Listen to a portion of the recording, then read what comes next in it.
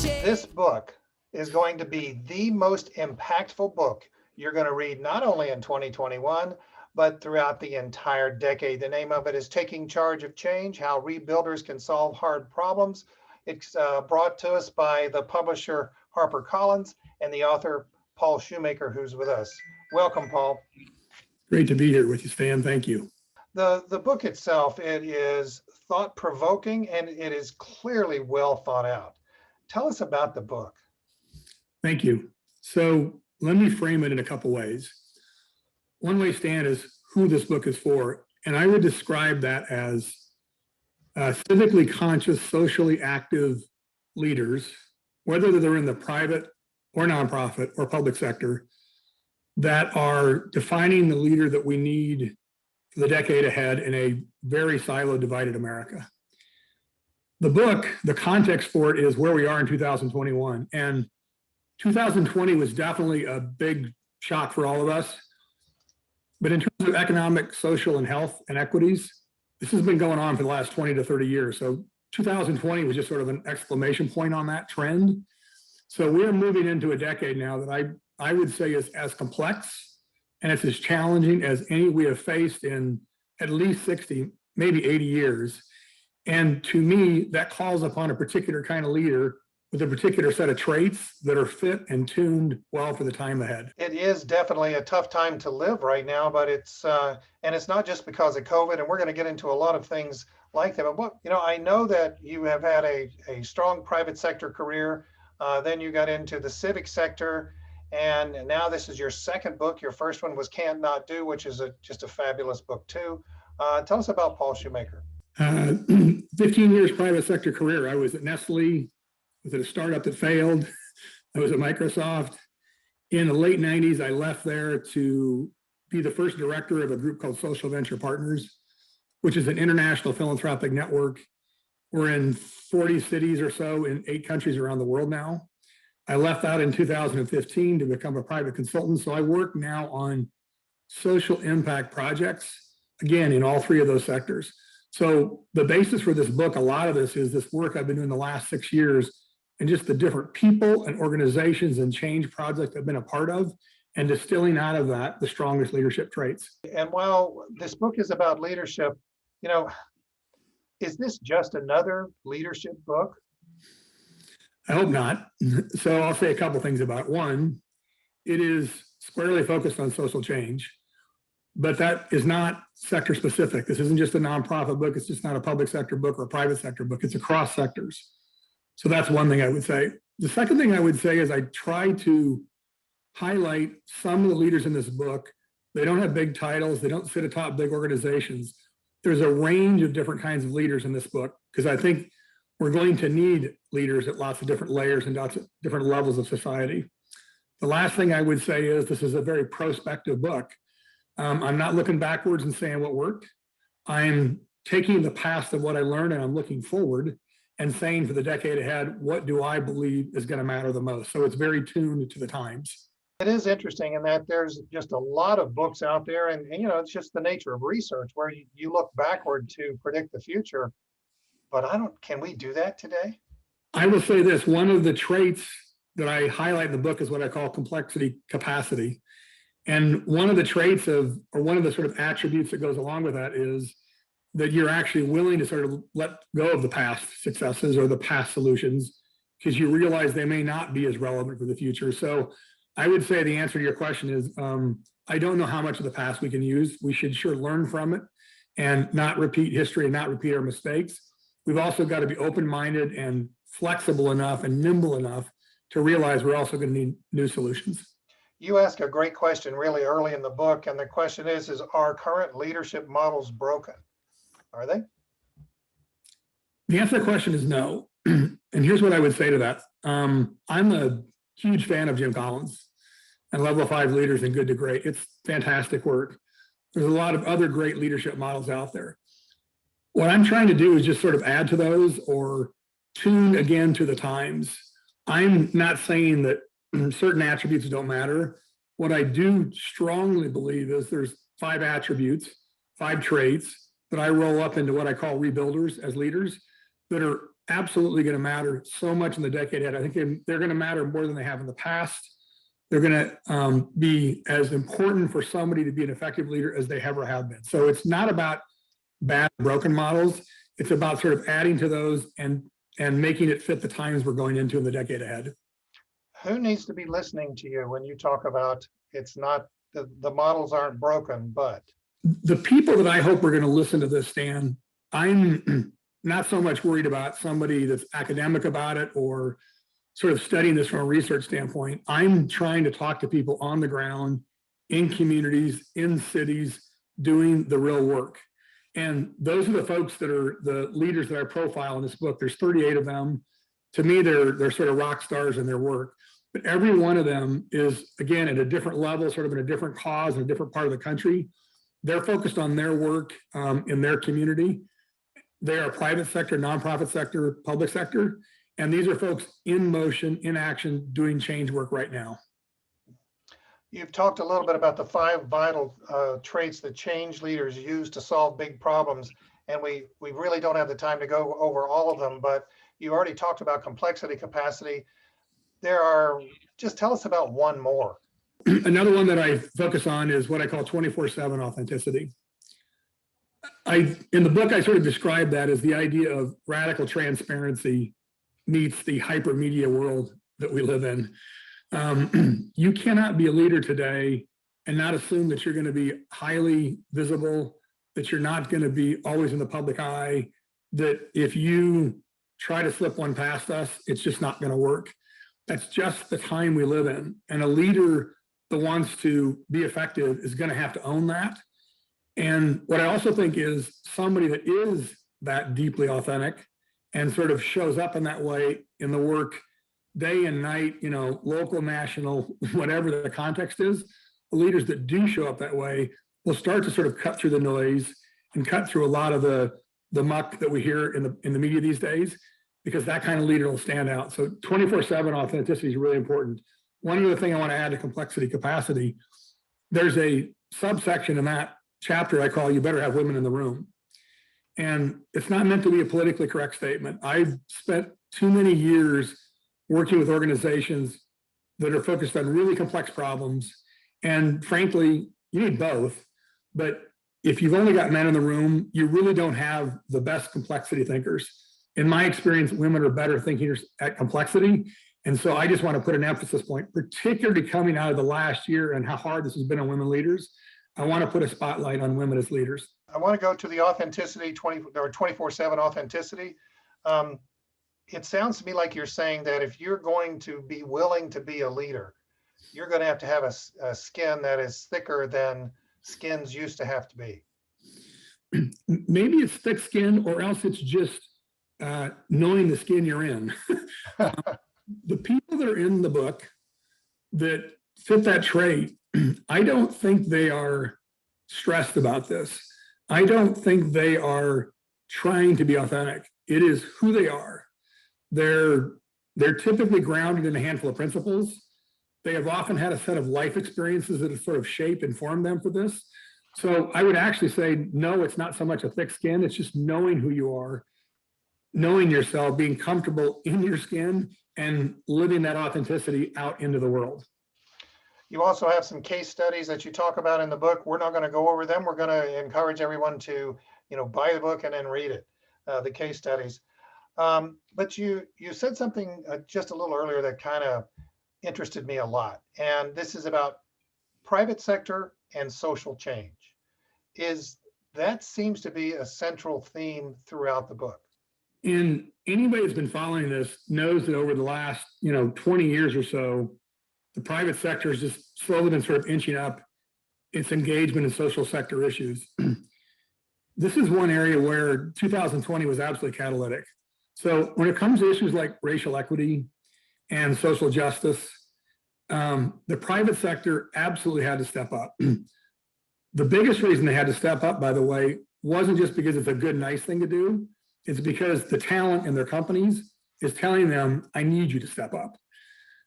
When I talk to CEOs about their experiences over the last year, the most prevalent word that I heard out of them was they learned how to listen better. That's not a typical CEO term. So what I think is really vital is the problems we have today, they're so complex. We need all three sectors. We need the private sector, and we need them not at the table in sort of an episodic transactional way. We need them there at a sustained, vital, equal member at the table. And frankly, they need to be there too, because this is part of the context they're navigating to be an effective company. You kind of touched on this as well, but even though it was 70 and 80 years ago, so much of leadership and so much of our entire country and maybe even the world kind of comes from World War II. Is a leader someone who was a leader in World War II or in the post-World War II era, would that person be a leader today? There's no reason they couldn't be. All they would have to be doing is adapting to the times. I wasn't alive then. I'm going to assume that leaders in the 1940s were highly adaptable. It just so happens that the traits that probably made for great leaders then are different than the traits that make for great leaders now. We talk about leadership a lot. Is it inborn or is it learned? To me, it's about 20/80. Sure, there's a little bit of it that might be inborn. Most of this is learned. The most powerful leaders I know of are constantly learning. They're constantly evolving. So could somebody back then be a great leader today? Yes, they'd have to adapt. Could I have been a great leader, 80 years ago? Yes, I'd have to adapt. The subtitle of the book is How Rebuilders Solve Hard Problems. In part 2 of the book, you talk about why rebuilders matter. Why do they? The name rebuilders, where that came from, when I did my research and drew my Venn diagrams and had all my kinds of Excel spreadsheets, I was able to distill out of that 5 traits that I thought were particularly important and relevant to the times. Then I was sort of searching for what's a metaphor that I can use to bundle that set of traits together. And the metaphor that I looked to literally was bridges in America. So bridges in America today, 40% of them are in need of repair. 8% of them are in need of urgent repair. So the foundations of bridges across America is shaky. The foundations of economic, social, and health and equity in America are shaky. Our bridges need to be rebuilt. Our economic, social, and health parts of our society need to be rebuilt. So it just became to me an evocative, useful metaphor that I could translate from bridges to societal challenges. A question in your book that is really intriguing. It says, as an individual leader, what leadership muscle do I need to build or strengthen? Tell us, what does that mean? And by the way, I'm creating a discussion guide that goes with this, a supplemental guide through some of their own self-navigation. In simplest terms, what that means is one of the things I've been talking about with you is how leaders need to adapt for the times and how the decade ahead to me is enormously complex. And we're going to need a particular kind of leader to step up. So at an individual level, to me, you could look at the 5 traits and use it almost like as a checklist and say, where am I strong? Where am I weak? In the book, I also make the suggestion that a group should think about it, an organization should think about it. The simplest way to think of it is a checklist. And more than that, what I hope this invites is a discussion for one person inside their head, for a team to think about what kind of skills they need at the table and what are they missing, and the same thing for organizations. So that's the way I would describe it. This next question I'm going to ask you that does come from the book. It made me think of where I live, and I live right outside of Seattle, but I used to live in Seattle, and Seattle has certainly had its leadership challenges. But you say this in the book: as a neighborhood or community, if we are going to truly help solve problems in our place in the world, we have to have the right mix of citizens and local leaders. What is the right mix? It's been challenging in Seattle. What I would suggest, based on the book, based on my research, is that, first of all, one of the concepts one of the folks in my book conveyed to me was the idea of organizationless leaders. So number one, we need to look in non-traditional places, less traditional places than we're used to. Number two, I said it a minute ago, depending on how complex the problem is, let's make sure we not only have a diversity of racial and ethnic, we also need a gender mix at the table. I think all these problems and challenges need a rich diversity of people at the table. Again, not because it's politically correct, but because that's the best way to solve the problem. And then what I would also say is, again, there's a set of traits. We talked about 2 of them. These 5 traits, I think if you are trying to solve a problem in Seattle or in San Francisco or wherever you are, or in rural America, you need to have people engage in the problem at the table to bring these different sets of traits and qualities to the table. So we've got sort of a whole solution. You know, I'm not saying anything bad about theory, but this book is not just theory. This book is 38 different people that you talk about that are leaders. Those are the people I call rebuilders. And these people, to me, they exemplify those 5 traits. They're people that I've gotten to know over the last several years, and some of them I know deeply.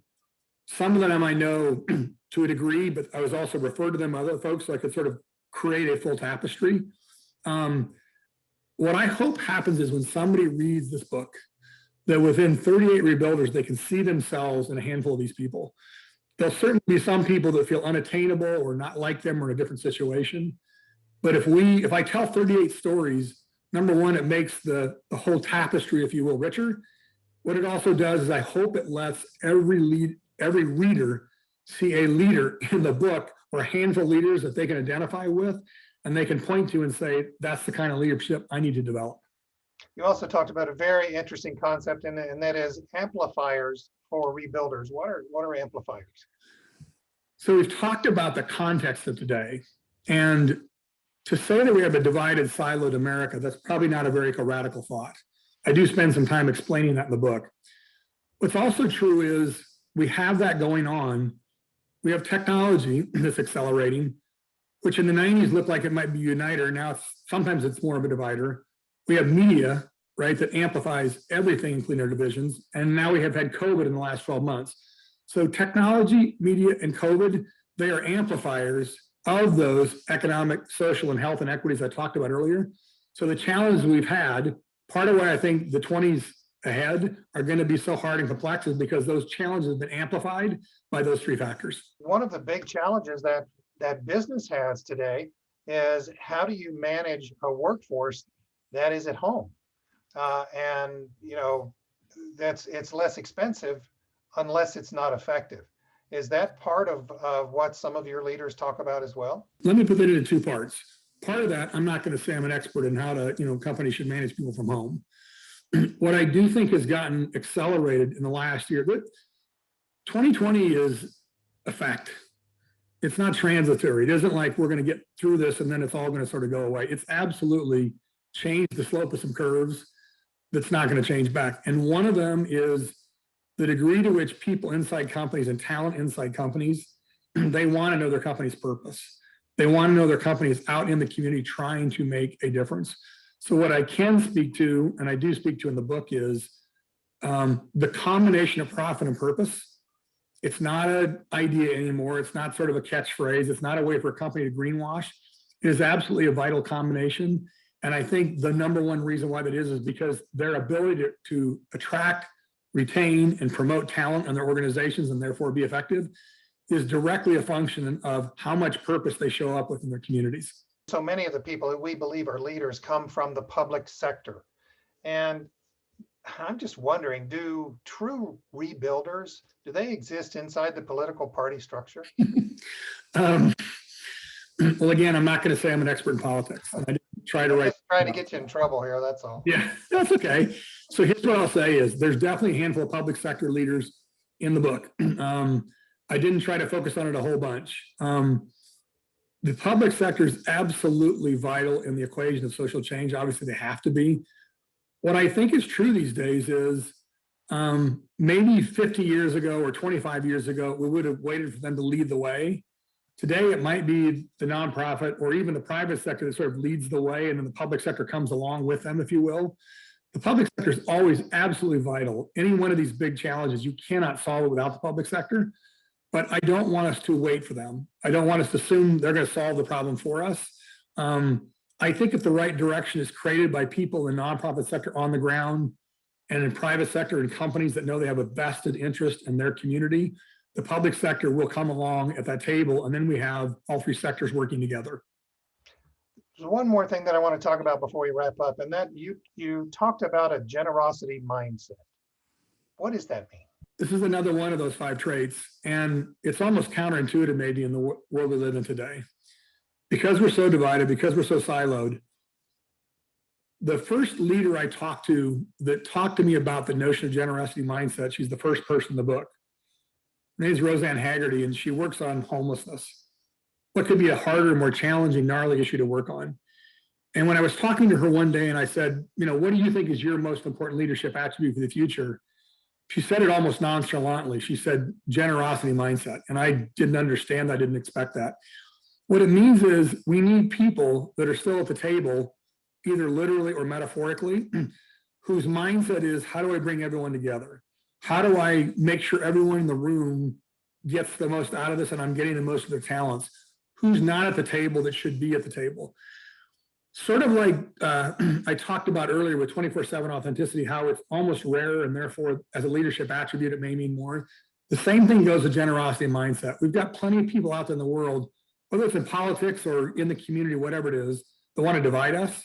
So people that have that sort of close tunement to how I'm going to bring people together and how I'm going to get the most out of people, I call it a generosity mindset. And I think having those people in the equation is incredibly important. You haven't just written a book. You're not just speaking about this, but you also have a podcast. We're going to put the information up on the screen, but tell us about the podcast. Thank you. So the title of the podcast is Rebuilders, the Leaders We Need for the Decade Ahead. And part of it is profiling some people in the book. Part of it's also talking to people that have a perspective on leadership. They're not necessarily in the book. I'm not having everybody on there to agree with me. What I hope I can stimulate with a podcast, and there's only 10 million out there today, of course, so you really got to work hard to cut through the competition. I hope I can start a conversation on that podcast about leadership for the future, leadership for the decade ahead. So that's the framing of the book and why I believe these rebuilders are so important. I'd like to keep that conversation alive because time will change. A book is written at a static moment in time. I wrote my last word on that on November 1st, 2020. So it's already, 4 or 5 months obsolete. So one way to also keep that conversation, that content alive is through a podcast. And then finally, how can readers connect with you? And why should they? I mean, why should they just read the book and say, that's interesting, maybe I'll learn from it? Maybe they will do that. My website is paulshoemaker.org. It couldn't be simpler. It's get the .org, not the .com part.